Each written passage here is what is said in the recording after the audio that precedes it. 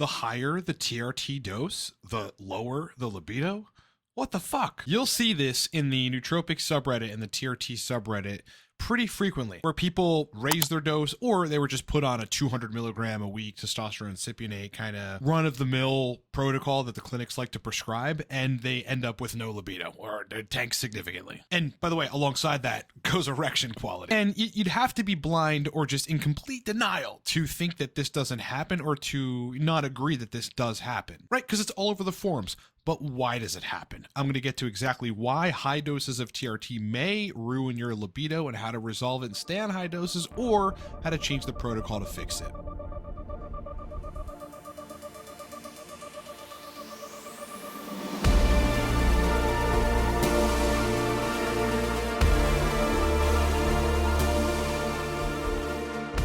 In the meantime, product announcements. Yes, Nootropics Mastery, which is a nootropics video course that teaches you how to use nootropics in a way which gets you great results, just launched. Supercharged Dopamine launched a couple weeks back. It's been our most popular product. And the mighty all-day stimulant Cortex is $25 a bottle. The code for that is 25Cortex. Lastly, I'm a consultant on TRT, nootropics, and biohacking. If you need to hire me, you can do it in the description of this video or at livecortex.com in under a minute. Okay, so if you take a gander to the testosterone subreddit, you're going to see a lot of posts like this. Better libido and overall well-being by lowering my dose. And what you're going to see is somebody lower their dose. They had better libido. And then you're going to have people in the comment section like this guy. I just pinned for week 3, dropping my dose to 100 milligrams a week from 200. Everything I felt in the first 6 weeks on 200 is coming back. You're going to see posts like this. High dose TRT, bad for libido. Posts like this. Who here found a stronger libido with a lower dosage? Yes, libido and sexual function gets worse the higher I go. I mean, it's all over the place. So you'd be in denial if you said that this wasn't, a thing. I mean,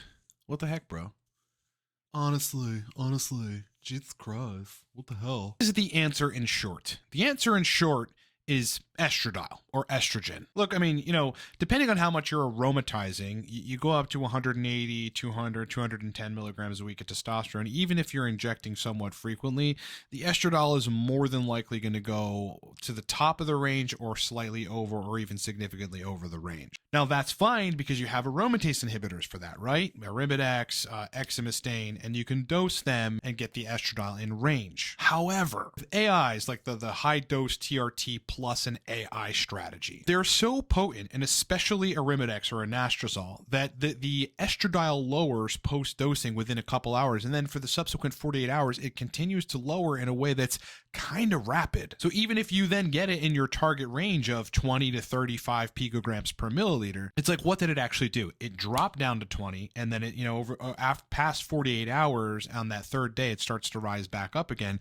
It's never really stable. It's not like you sit at 25 picograms per milliliter, and you just stay there with an AI. That's just not the nature of how effective those drugs are. And guess what? Here's the overarching point. Some guys are just very sensitive to fluctuations in estradiol. And if you're watching this, you might be one of those guys who's like, yeah, every time I take an AI, it's like it feels a little weird for a day or two, and then it gets better for like a 3-day period, and then it's like I've got to dose it again. I can never dial it in. You may just be one of those guys that should not take an aromatase inhibitor, and you should do everything you can to prevent aromatization, like not drink, not smoke cannabis, and get lean. And then on a lower dose of testosterone, NHCG, or just testosterone, you let the estradiol balance out, and your whole goal is to find a dose of your androgens or your anabolic compounds that allows the estradiol to naturally fall in that 20 to 35 picograms per milliliter range, or around that range, what is good for you in estrogen.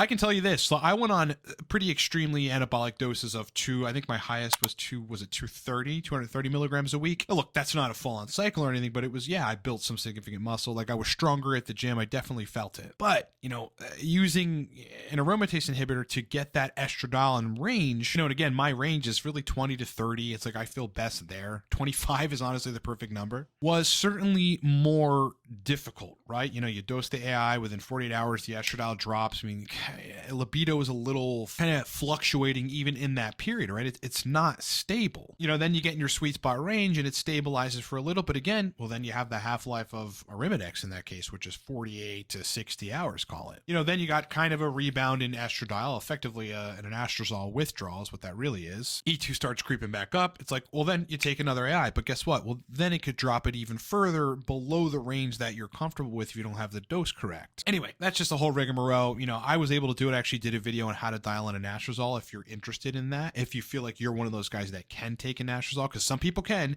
and some people just don't do well with it. If you've exhausted all resources, yeah, I am here to say that in the diverse set of people that I've worked with over a long period of time, more than half a decade, I have seen that some people just can't dose AIs no matter what they do, and that higher dose testosterone is just not good for them in every way. Mood is like the first thing to go. E2 gets past a certain range and, you know, you're just going to generally feel like shit. But if you're doing everything right, like not drinking, not smoking cannabis, and you're lean, and you're generally a healthy person, you take your dose down to something like between 100 and 140 milligrams a week. That's assuming you're just on TRT. You know, maybe even lower your HCG dose. See what happens after 3 to 4 weeks. Go run E2 sensitive again. You know, in those cases, you're probably going to find estradiol will balance out at a reasonable picograms per milliliter in that 20 to 35 range. And therein, a lot of guys, even with lower testosterone levels and a lower TRT dose, are going to find that they can recapture or regain their libido. So what's the major point? If you're somebody who on higher doses, you really love the anabolism, because fucking everybody definitely does, but you know, you can't quite dial in an AI, and you've watched my video on it and you've tried 100 things and it still fluctuates E2 in a way which does not give you consistent libido on higher doses of TRT, your only option at that point is to get lean, remove the booze for the most part, remove cannabis, and lower your dose. And I can tell you this, you know, this will be a separate video, but as for lowering the dose, like, do you lose a lot of muscle? Not really. I was on 210, pretty anabolic. I've lowered that all, and by the way, 200 IU of HCG every day. So I don't know, what's that, 1400, 1700, so some significant number of HCG. I've lowered it to 100 IU HCG every day, so 700 a week, and 140 milligrams of testosterone. And did I lose a little muscle? Somewhat. I didn't lose a whole lot of strength. For the first 2 weeks, it was a little harder to push the same amount of weight. But what really happened is, like, and you can get this confused, I actually lost a lot of water weight. You know, even controlling estrogen with an AI, like, I was still retaining, you know, some degree of water. Whereas, you know, now on the lower dose, like, I am as lean as I've been in quite a long time, and I'm not retaining a whole lot of water. I actually feel really fucking great. And, you know, at this point, I don't need an AI, right? At these lower doses, I don't need an aromatase inhibitor. And I love that. I don't like the fluctuations in E2. Aromatase inhibitors are only useful if you have to use them because the estrogen is getting out of control. So yes, the answer to, you know, why high doses of TRT for some people, you know, equals lower libido, it always comes down to estrogen when it comes to testosterone replacement therapy. And if you can't dial in the AI, which is, you know, again, admittedly, they're tricky drugs to take, your best bet is to lower everything, get super lean, put your body in a place where you don't aromatize all that much, and let the estrogen balance out. Because once it does, then the libido comes back, even on lower amounts of testosterone, right? Estrogen is a very, very critical element. It gets too high, or it's fluctuating too much, or it gets too low, libido's out the window. So you've got 3 different chances for libido to be terrible. You know, the major takeaway is you want estrogen to be stable and in your range. However, you have to manipulate your protocol to do that, whether it's your, you know, high dose taking an AI and you figure that out, or lower dose and not taking an AI and preventing aromatization. You must do that to have a good time on TRT in general, and especially as it relates to libido. One of the most time consuming, because I do a lot of these consultations, you know, consults that I have, is the TRT protocol optimization consultation. Look, I've seen everything under the sun. I know how to dial in protocols perfectly.